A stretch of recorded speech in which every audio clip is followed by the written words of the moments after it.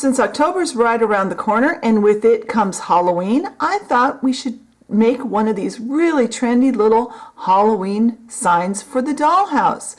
Stay tuned and see how fun and easy this is to make.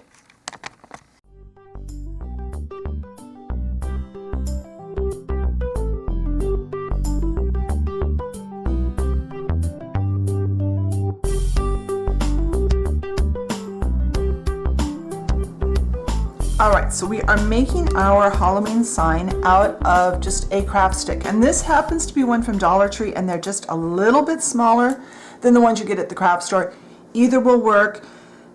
You will have to do a little bit of different lining up with your letters later when we get to that. So our first step is going to be to paint the top of this. We don't need to worry about the sides or the back at this point. We're not going to do the back anyway. We're going to do the sides later. So we are going to use this Folk Art multi-surface in Vivid Orange. And I want to say right off the bat that this paint, as well as the rest of the paint I'm using today and the brushes, were all kindly provided by the folks over at Plaid. They recently accepted me into their creator community. So they will be occasionally providing free paint and Mod Podge and that kind of stuff for me to use for videos for you guys. So I'm really excited. I hope that it helps me to create some more fun, exciting videos. Hoping to get to try some new stuff maybe later on. So we're just going to brush, we've all painted. And since this is like take 4 of this, I'm actually going to paint 2 of these because I have messed up a couple of these along the way. So I'm going to paint an extra stick. It's laying here. I might as well paint it. We'll be honest, this is not, for as simple as this project is, I have had more trouble filming this week. Mainly it's the filming not going well. So I've got those painted. We're going to let this paint dry, and when we come back, we are going to write the word Halloween on it.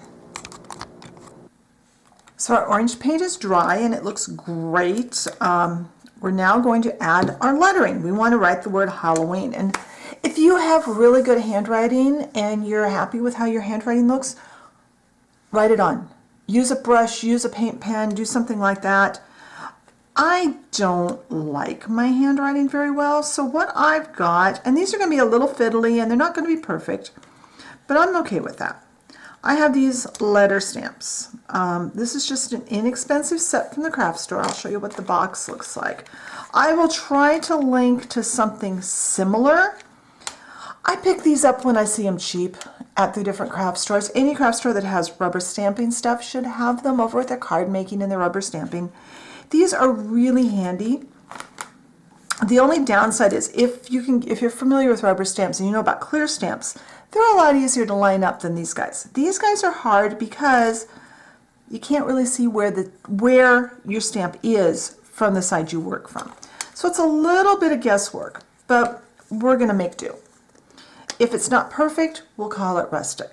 So I've got some more of my paint that was sent to me. This is black by Apple Barrel. Beautiful bottle of paint. And you can use paint with your rubber stamps. Just like with ink, you need to clean them really well. In fact, I'm going to get out a wet wipe and I'm actually going to take a moment and wipe each one off as I go because I don't want to ruin my stamps. I use these with ink, I use them with paint, I use them with everything. Now I'm using this brush and I'm spreading my paint out fairly thin. I will try to have a picture on the blog post of a close-up of what the rubber stamp looks like, just in case anyone's not familiar with what these are like. But you've got the letter and it's raised up from the backing. Well, we don't want to get paint on anything except the very top surface here, so that paint has to be pretty thin. Now these happen to be just about the same width as my stick. So I'm going to only stamp the first letter or two on camera because I need to be able to get my head right over this to get this somewhat straight. So I'm going to get it stamped and then I'm going to come back and show you how it looks. But I'll show you the first one and hopefully I won't mess it up. So we're going to do that. And every time look to be sure that you've got the right amount of paint. And I'm going to do my best, hold my breath, push down and pull up, and we've got an H. So I'm going to turn the camera off. I'm going to spell out Halloween, and then I'll be back. All right, I got that done. My N is not quite where I wanted it, but it will have to do. I mean, I could take it off and put it on fresh, but I'm just going to leave it this way. It makes it a little more whimsical. We'll use that word. So I'm going to let this black paint dry, and then we're going to do some more painting. In the meantime, I'm going to make sure that my stamps are really clean and that I get this paintbrush clean. So I'll be back when this is dry. All right, the paint on our letters is dry, so now I'm going to take just a tiny bit more of our black paint. Another one of these wonderful brushes. I'm going to work from the back, and I'm only going to do the sides at this point. And it's okay if you get some paint on the back. You could choose to paint the back as far as that goes if you wanted to. And I managed to have paint on my finger. Wow. Batting 1,000 today. Okay. See if I can not get paint on the front. Okay. At least it's down where I'm not going to be using it. It's easier to paint the sides before we cut it, because it gives something to hold on to, and then we just have to cut across the end. I should have trimmed that paint off. We just have to cut across the end and paint that area. So there. I'm going to let that paint dry, and then we'll trim this down to size, and we will paint the ends and then put a clear finish on it. So I'll be back when the paint dries.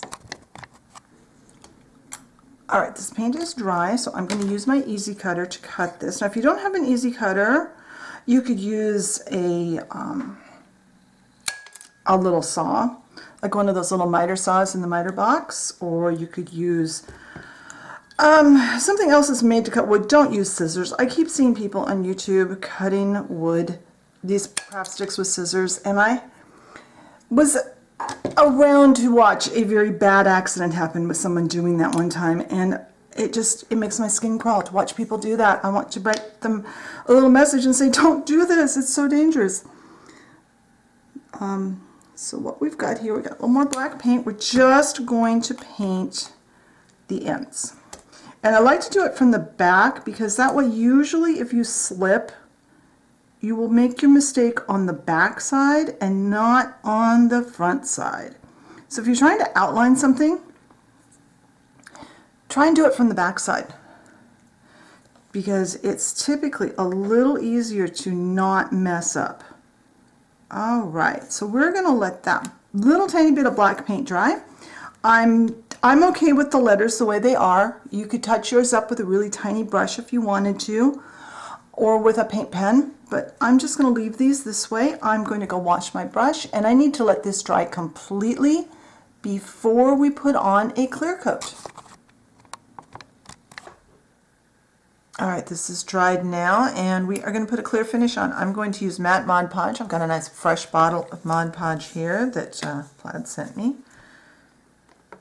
Whoops. Yes, it's fresh. It's still sealed. Well, there we go. So you guys know it's fresh. Okay. And as always, I never work directly from the container on Mod Podge. There could be wet paint, or there could be paint, there could be any number of things. I'd rather waste a tiny bit than ruin the entire bottle by dipping a dirty brush, even into the cap, because you may not notice it right away that you've put stuff in there. Now I'm going to try and go around the edges first,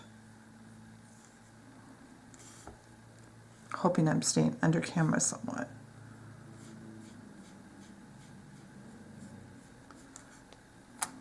And yeah, we're using a matte finish because I don't want this really shiny.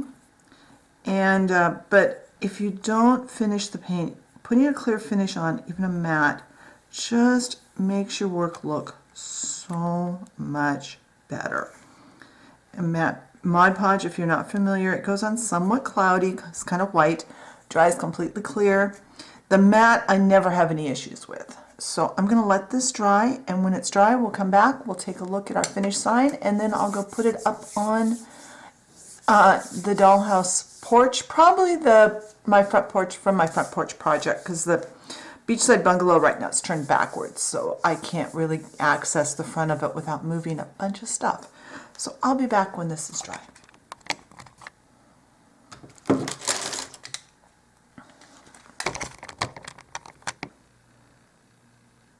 All right, everything is dry. I love how this turned out. It came out a little rustic. It's cool. Now you could change the size of this. You could use larger letter stamps and use a regular jumbo craft stick. That would make a bigger sign. You can vary this in all kinds of ways. But let's move it to my front porch scene and we'll see how it looks in place. All right, there's our little Halloween sign in one of the many places on the porch that it could fit. I'll try and take some photos of some other alternatives of where to place it on your porch. You could also use some of that white poster putty that doesn't hurt the walls and stick it to the inside walls of your dollhouse, or just stand in a corner of a room in your dollhouse or in your room box. I hope you enjoyed today's project. I hope you learned something. If you liked the video, I'd love it if you'd push the like button. I'd love it if you have any comments. If you've got other projects you'd like to see me make, especially little short holiday type ones, let me know in the comments below.